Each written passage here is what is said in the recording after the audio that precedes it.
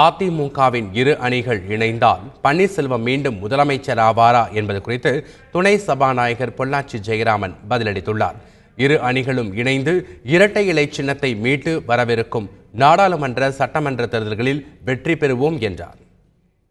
புரட்சித் தலைவி அம்மா அவர்களால் வழிநடத்தப்பட்ட மாபெரும் இந்த இயக்கம் ஒன்றுபட்டு இரட்டை இலை சின்னத்தை மீட்டு தமிழக மக்களுக்கு அமைதியான நல்ல ஆட்சி தொடர்ந்து வழங்கும்.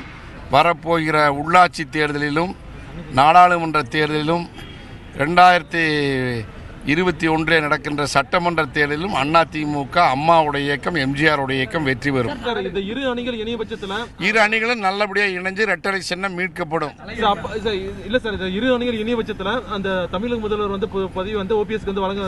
இதெல்லாம் ஒண்ணு, அதெல்லாம் நாளைக்கு இரு அணிகள் இணைகிற பொழுது இப்ப இருக்கிற முதலமைச்சர் சிறப்பான முறையில் இப்போ நல்லா செய்து கொண்டிருக்காது. அப்போதைய சூழ்நிலைக்கு பெரியவங்க எல்லாம் முடிவு செய்வாங்க.